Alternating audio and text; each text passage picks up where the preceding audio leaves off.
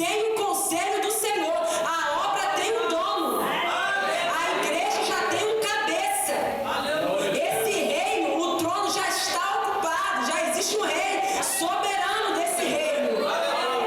É Deus. Ele que começou a boa obra. Então somente Ele é capaz de terminar essa obra. Então Moisés, ele tinha isso bem estabelecido. Nós não somos donos, somos administradores, dispenseiros, embaixadores. Nós administramos as coisas que é de Deus, já tem um dono, é de Deus. Então Moisés, ele era um homem que tinha isso bem esclarecido na sua mente. E ele chama Josué e apresenta. É Josué que vai dar continuidade. E quem era Josué? Josué, irmãos, não era nenhum despreparado.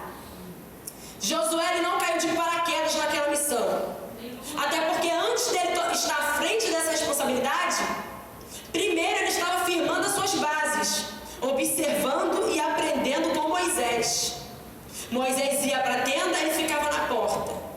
Moisés subia ao monte, ele ia como auxiliador. Então nós vemos aqui que ele já tinha aí uma bagagem espiritual e um histórico de fé, de atos de fé perante Deus.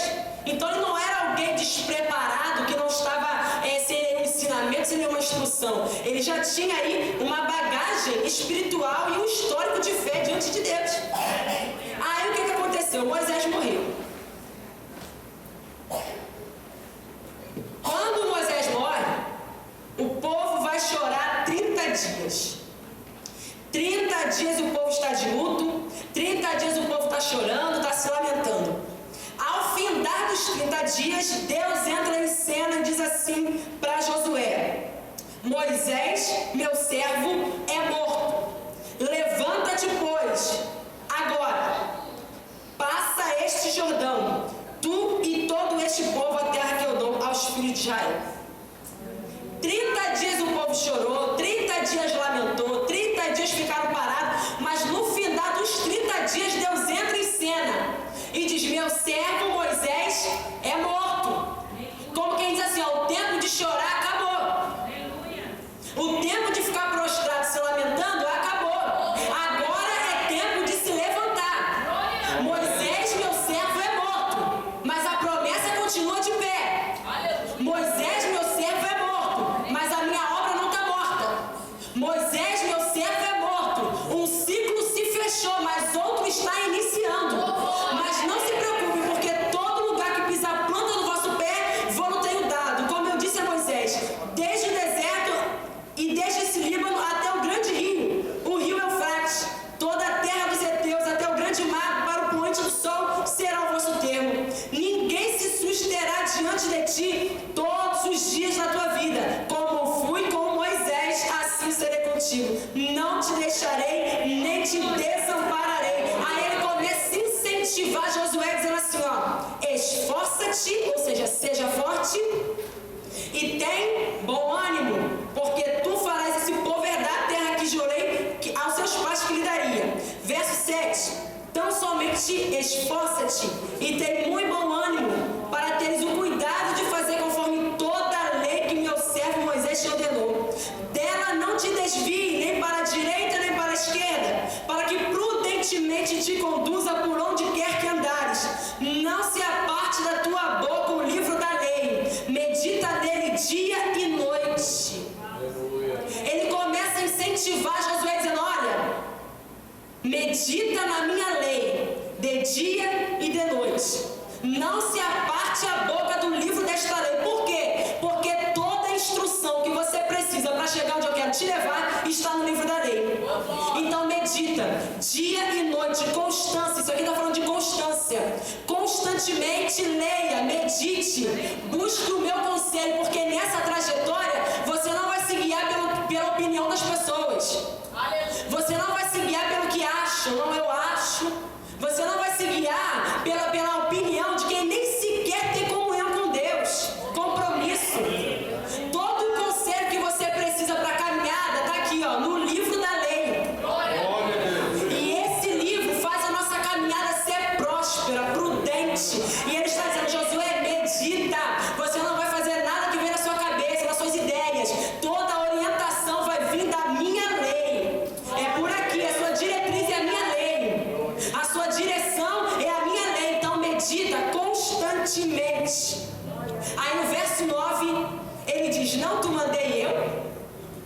essa pergunta que Deus fez a Josué, quando eu comecei a meditar nela, eu achei tremendo. Tremendo. Porque quando Deus disse assim para ele, ó, não te mandei eu, é como se Deus estivesse dizendo assim, Josué, quem está te mandando ir sou eu. Quem está te mandando ir não é alguém que fala e não sustenta o que diz. Quem está te mandando ir não é alguém que promete e não tem poder para fazer cumprir o que prometeu.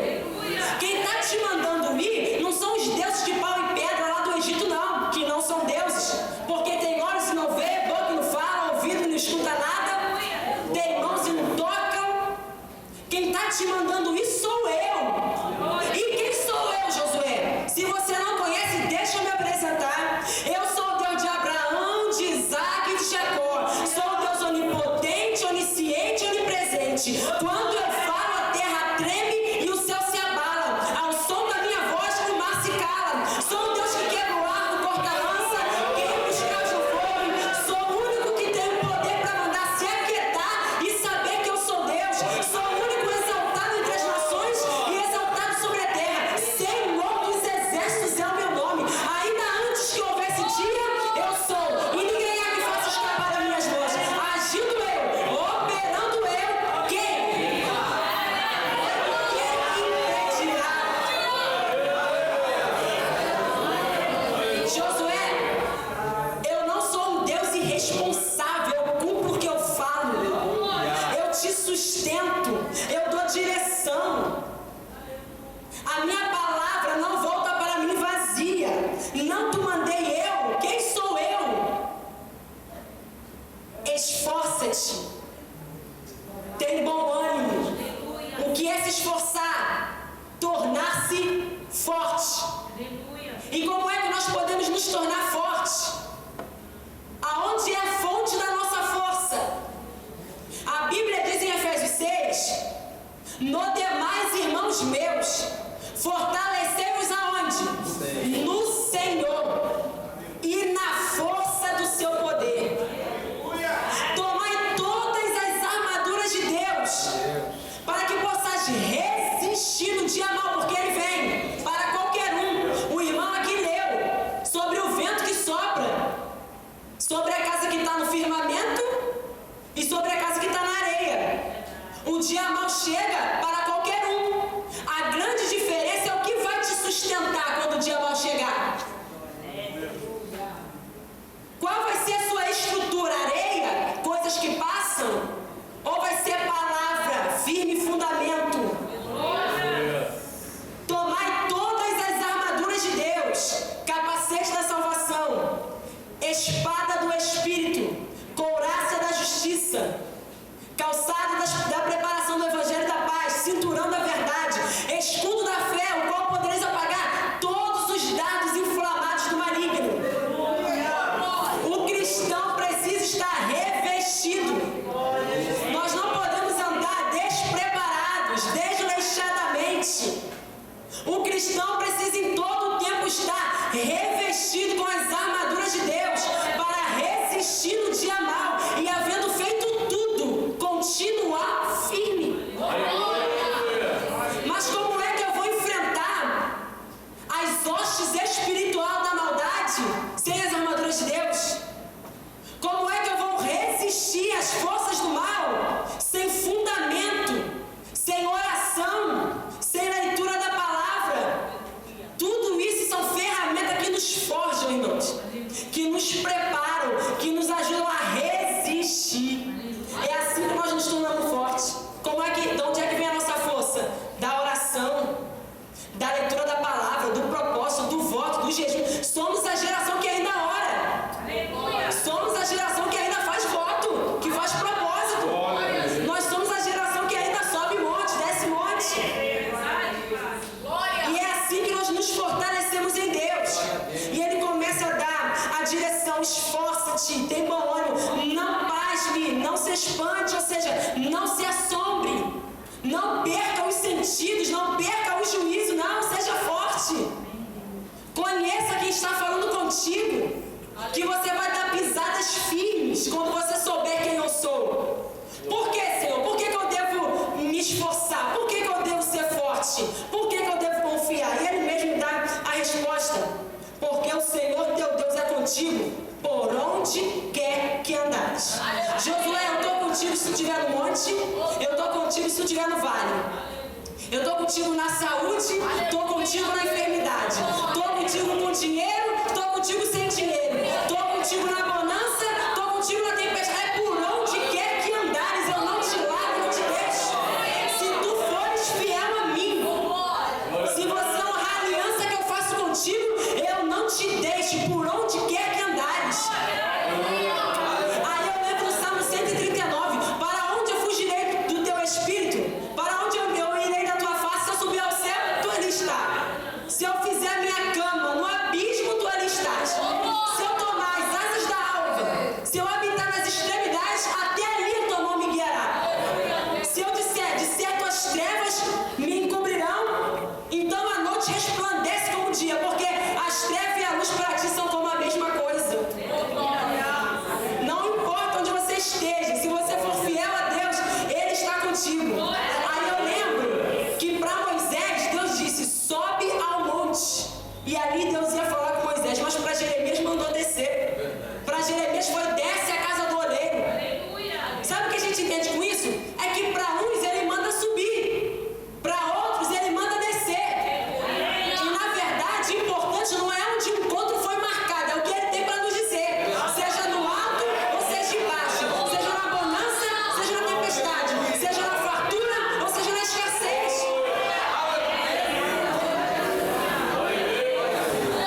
Não importa onde Ele vai marcar o encontro. Não importa se é lá em cima ou se é lá embaixo. O importante é o que Ele tem para nos dizer. Palavra de vida eterna. 3 vezes Deus mandou Josué se esforçar, porque aquela caminhada haveria muitos desafios e ele precisava dar continuidade àquela trajetória. Então Josué ele começou a preparar o povo para o primeiro desafio, que era atravessar o Rio Jordão.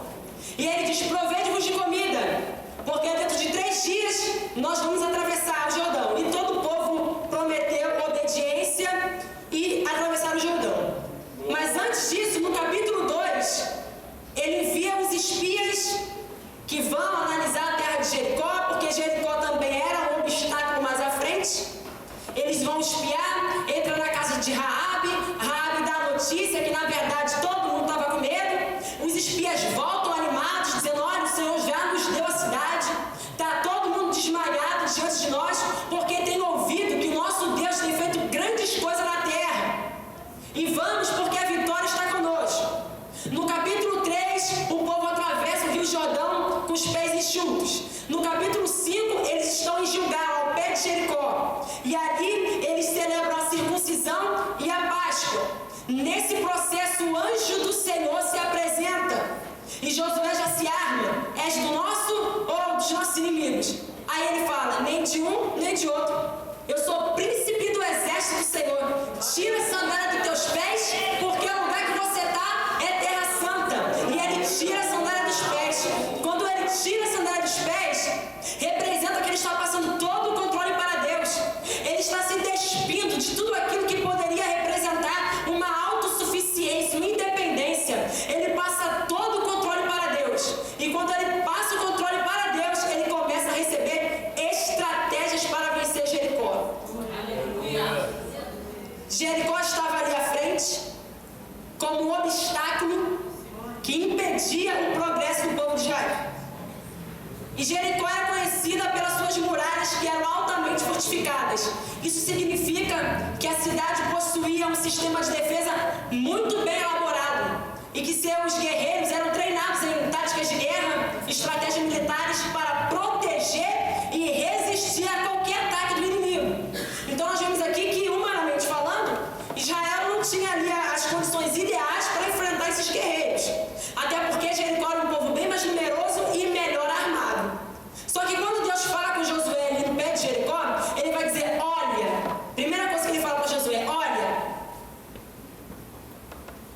tenho dado na tua mão a Jericó, ao seu rei e aos seus valentes e valorosos. A primeira coisa que Deus fala para Josué é, olha, você precisa enxergar essa situação como já vencida. Aleluia. Olha como já derrotado, eu já liberei a palavra, eu já dei a ordem. Então, olha, já dei. Porque a forma que nós enxergamos a situação influencia na atitude que nós vamos tomar. Lembra do rei Saul? Ficou olhando Golias como um forte guerreiro desde a sua mocidade? Invencível, impossível de vencer. E isso, essa ótica fez ele ficar acovardado dentro de casa. Só que quando Davi chega, ele pergunta, ele vai olhar com a visão de Deus, mas quem é esse incircunciso filisteu para afrontar o exército do Deus vivo?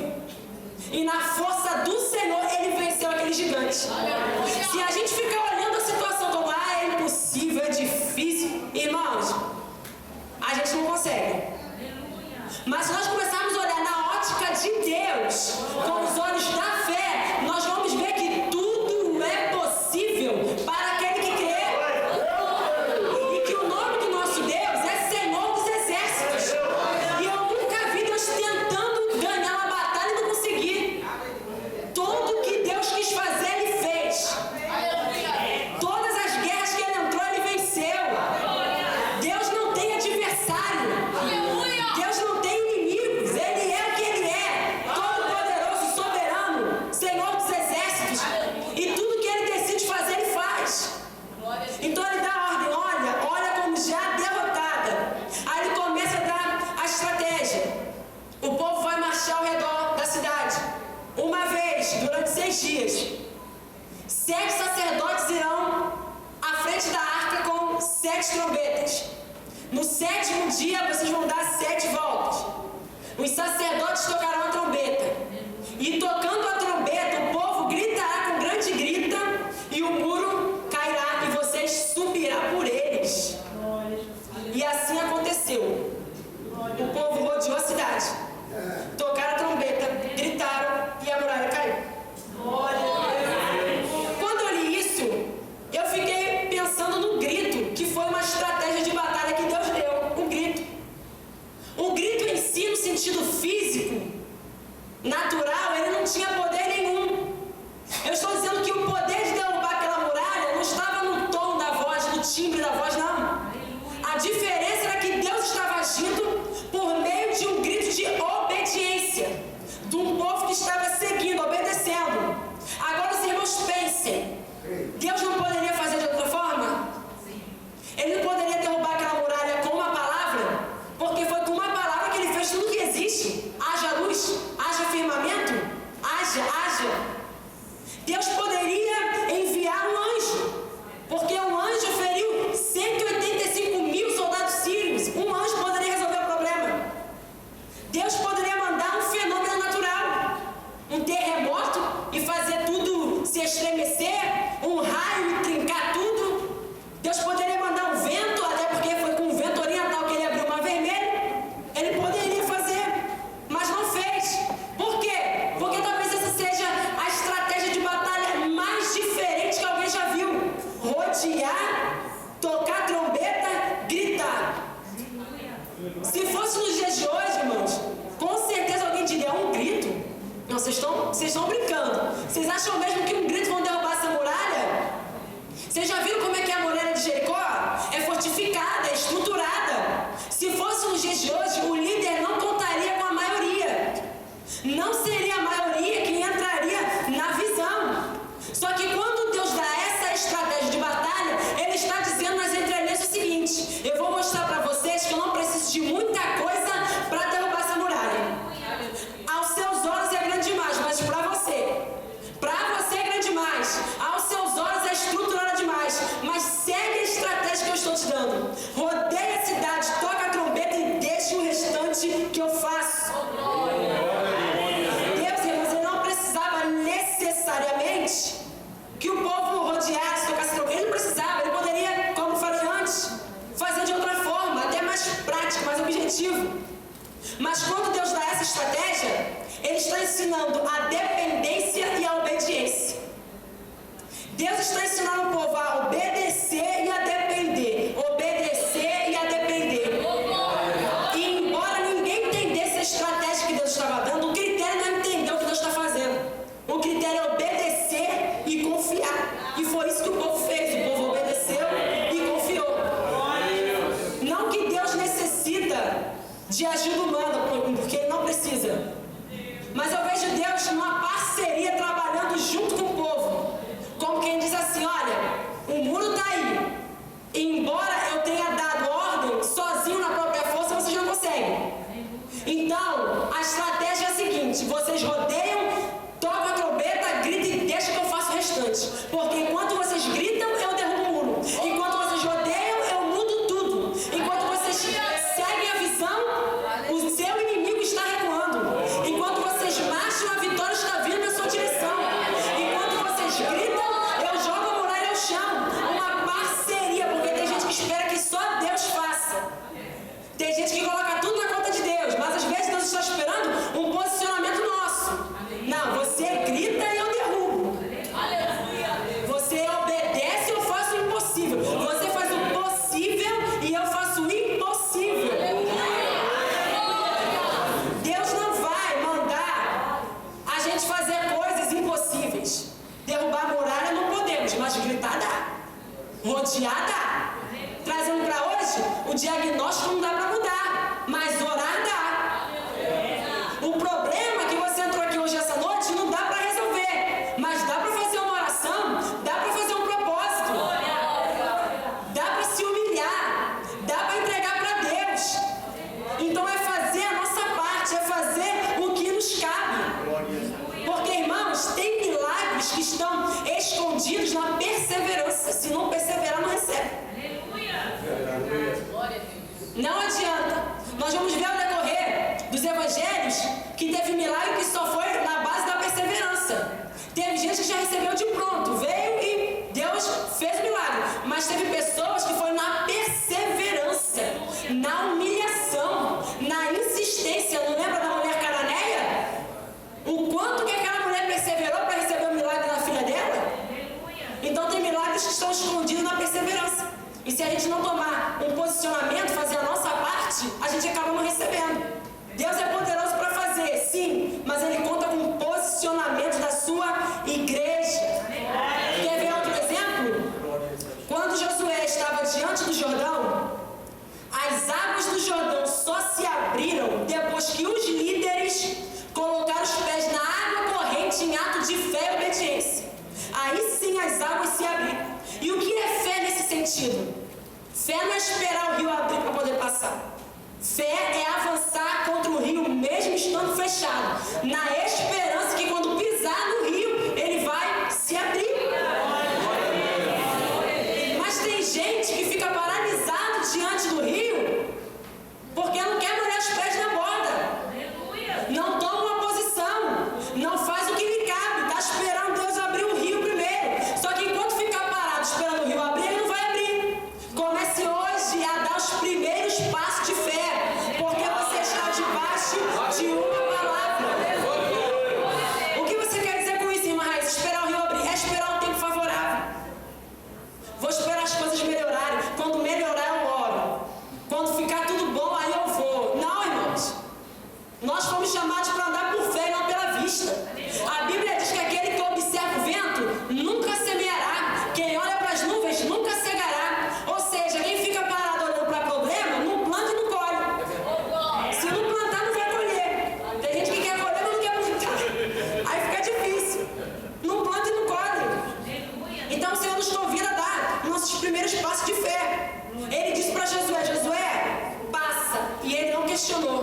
Por quê? Porque ele tomou posse da suficiência da palavra. Tudo que nós precisamos é de uma palavra. Não é necessário usar o cajado que Moisés usou, a funda que Davi usou, a espada que Saul usou. Não precisa tomar recursos que outras igrejas estão fazendo. Ah, porque lá deu certo. Ah, porque alguém fez e deu certo. Não, não vai precisar imitar ninguém. Não vai precisar usar os recursos de ninguém. Não vai precisar seguir as estratégias que alguém usou e deu certo. Não, não, não. Porque o que Deus vai fazer aqui é exclusivo. Exclusivo. O que nós precisamos para receber estratégia é joelho e palavra, irmão. Foi assim que eu aprendi na consagração. Não tem outro jeito, não. É joelho e palavra. É dali que vem a resposta. É dali que vem a estratégia. Ali que está a nossa fonte.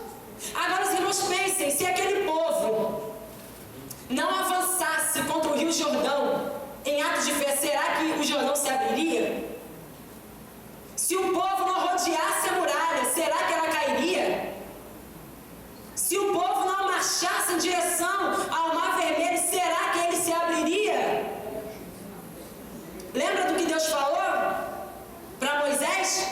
Moisés estava ali, numa situação complicada, porque à frente tinha o mar, atrás Faraó com seu exército.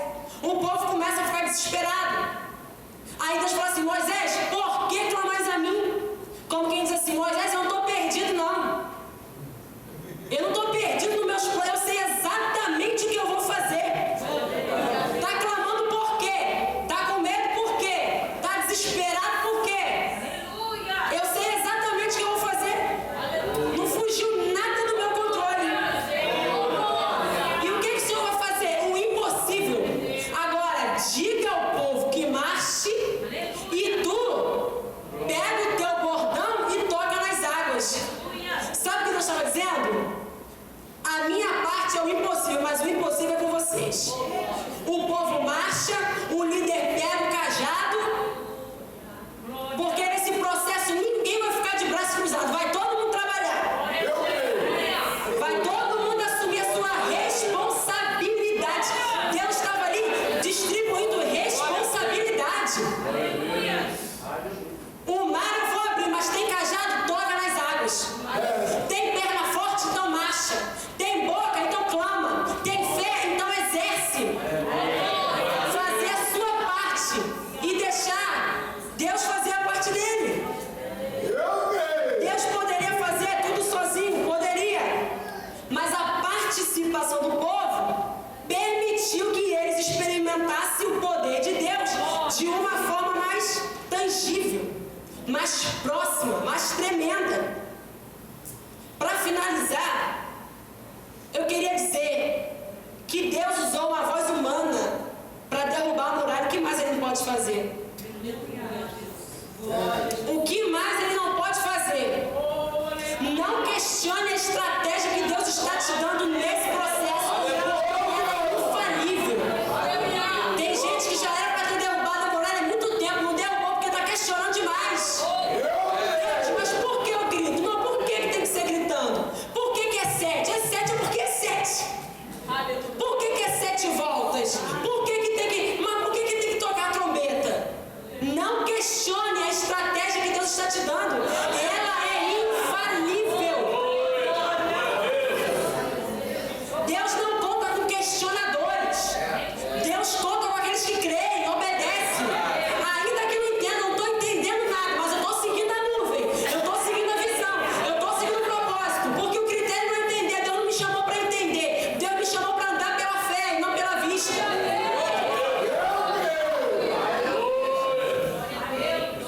Tem gente que fica questionando porque esperava resolver o problema de uma forma mais lógica, mais coerente. Está esperando um trovão, um raio, um terremoto, uma coisa mais tremenda. E Deus está dizendo: meu filho, é só gritar. É só usar a estratégia que eu estou dando. Se usasse a estratégia que eu estou te dando, há muito que essa muralha já tinha caído. Há muito que o problema já seria resolvido. É só escutar o que eu estou te falando. É só seguir a estratégia que eu estou passando. Mas por que fica anos e anos sendo impedido pela mesma muralha? Porque resiste. Porque não busca a estratégia que vem de Deus. Está tentando resolver na força do próprio braço. Está tentando resolver no seu próprio intelecto. E não segue as estratégias de Deus. Deus, irmãos, ele usa meios simples e desprezíveis para fazer coisas sobrenaturais. Deus não precisa de muita coisa para fazer algo tremendo. Ele usa coisas simples e desprezíveis até. Lembra de Gideão? Gideão estava lá malhando trigo no lagar. E da última vez que eu estive aqui, acho que eu falei sobre isso. De Gideão, não foi? Estava lá malhando trigo no lagar. E o Senhor chama ele. E ele vai começar a questionar: mas com que eu hei de livrar Israel? Eu sou o mais pobre, minha família é a menor. E o Senhor chama, capacita. E sabe como ele venceu os midianitas? Com um cântaro e com a trombeta. Tocando a trombeta e quebrando vaso. Tocaram a trombeta